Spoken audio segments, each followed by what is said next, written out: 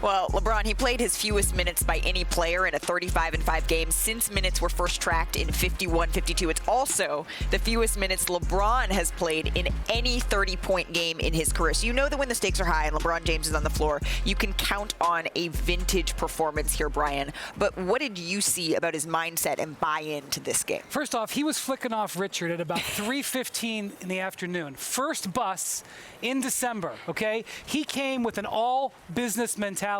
And not only did that set the tone for the Lakers, it was kind of a gift to the NBA because he wanted to make this clear. He cares about this tournament. He wants to win this. He set the tone right from the start, the way he attacked this game. And I'm going to tell you something else. You want to compare LeBron to other players in NBA history? Go find somebody who's better in a winner-take-all game. Eight straight times in his career, Game 7s, in-season tournament, play-in tournament. 8 straight times his team's been in a winner-take-all game.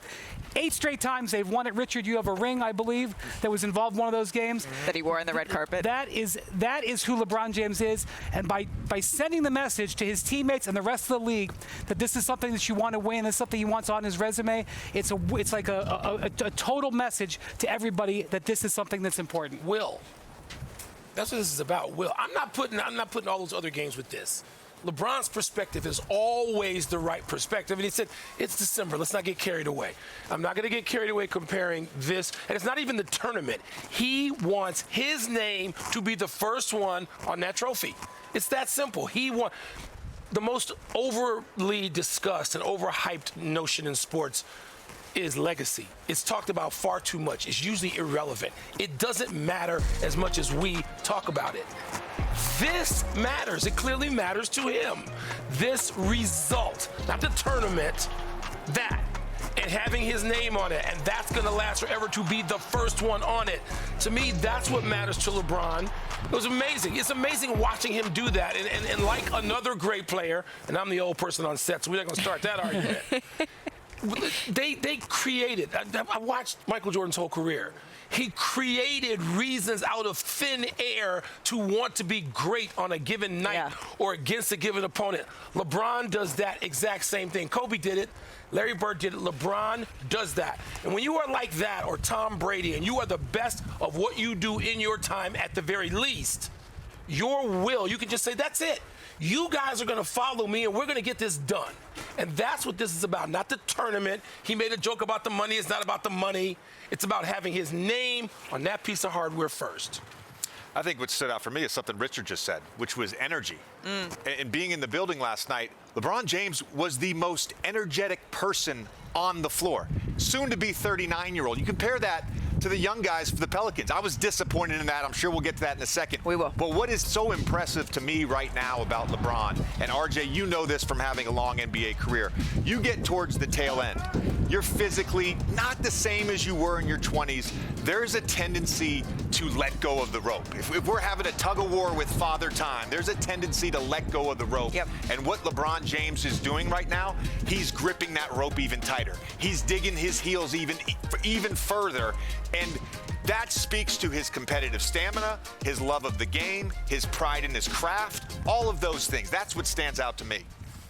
To me, it's just, it's so impressive when you kind of look at, even when you look at those numbers. He averaged 25.0 multiple years. For people that follow kind of the basketball stats, he's averaged 25.0 or more. That's not 24.9. So to me, that tells me that, look, every single thing that this man is paying attention to, he makes sure he has his 25. He makes sure that him and his teammates are locked in. And when they get into an impressive situation, he leads by example. That is the ultimate thing that you can ever ask for a great player, a great teammate, someone that's going to go out there and lead by example. If the 39-year-old's out there sprinting back on defense, communicating, getting back on offense, sharing the ball, then everyone else must fall in line. And since the dawn of time, LeBron James and his teammates have always fallen in line to what he was trying to accomplish, and that's winning basketball games and winning trophies just like that one. And it's very clear the buy-in from him has trickled down through this entire team, and it yielded that performance that we saw. But JJ, you mentioned Zion and the Pelicans. I do want to get to that side of all of this because LeBron James, he's more than 15 years, right, older than Zion, but he didn't play like it last night. He outscored Williamson 30-13, and the Lakers outscored the Pelicans by 25 when both players were on the floor together, contributing to the worst plus-minus of Zion's career. So, JJ, you played with Zion Williamson, and Mr. Wilbon, you said that this was the most important game of his career last night. He hasn't played in a playoff game. This is the big one, the stakes, and he fell significantly short, I think, of what everyone's expectations were. But when you look at him and his performance, what did you make of it last night? I was disappointed, and overall, I've been disappointed in Zion this season. And look, we can certainly point to counting stats and say he's having a fine season, but you can be in the building, you can watch on TV, you can be courtside, and you can see he's not in shape. He's still not in shape despite everything that he's gone through, despite numerous conversations with legends of the game about being in shape. He gets called out on national television once or twice a year for this very thing. And earlier this season, he had a press conference where he was talking about trying to buy into what the team wanted. And the reality is Zion Williamson has not bought into his own career yet. And that is disappointing because as someone who is a fan of his, a former teammate, a fellow Duke guy, we all know how great he can be. Yes. We've seen those flashes of greatness, but to do that for an extended period of time, to reach his full potential, and really, RJ, that's all we can ask for as players, to reach whatever your potential is, to reach that.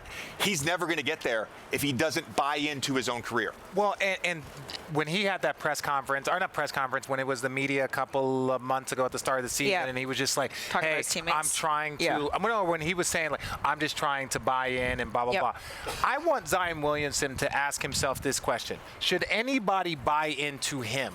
Right? Outside of stats and numbers, if you're looking at this and you're like, hey, it's hard if you don't buy into yourself. Well, you don't buy into yourself, but some of it, again, I don't know if he has said those words or those are just the words that we are viewing. I'm viewing it from a standpoint of like, Zion, should we give you this contract? Should we buy into you? Should we build around you?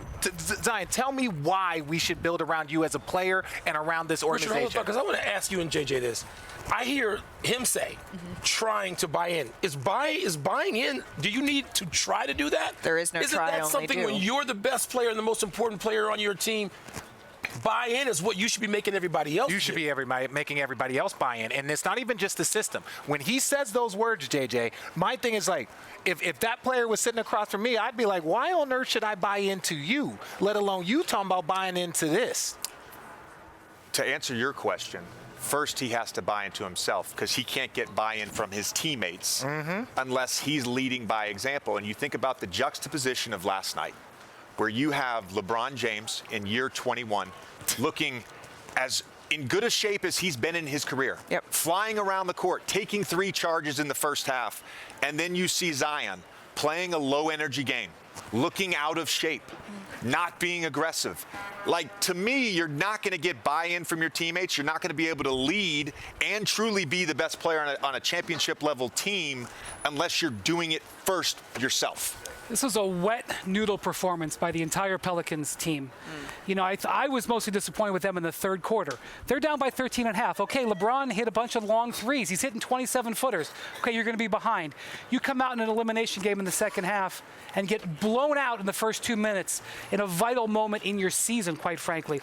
And the long-term project that the Pelicans are working on here is that Brandon Ingram and Zion Williamson are both sort of laid-back personalities. Sure. They're inherently built that way. They are the two leaders of the team. It's been something they're trying to work on all year, is getting them together, getting them to inspire each other, getting them to work together. And they've actually made some progress. But this was a huge test point. And instead, the two of them had arguably their worst game together as teammates. That is not a positive step. Well, and I think it's important to underscore what JJ said, that even though we're talking about this being the second fewest points he's had over a 2-game span in his career, we're doing that from a place of rooting for him, rooting for the game. And he is such a significant part of the future of what we all believe the NBA, the direction it's going, and the youth movement there. He has the potential to get there. It's just that when you're, when you're this far along and you're still sort of waiting for that, the questions start to arise of if that day will ever come. And that's sort of where we're discussing.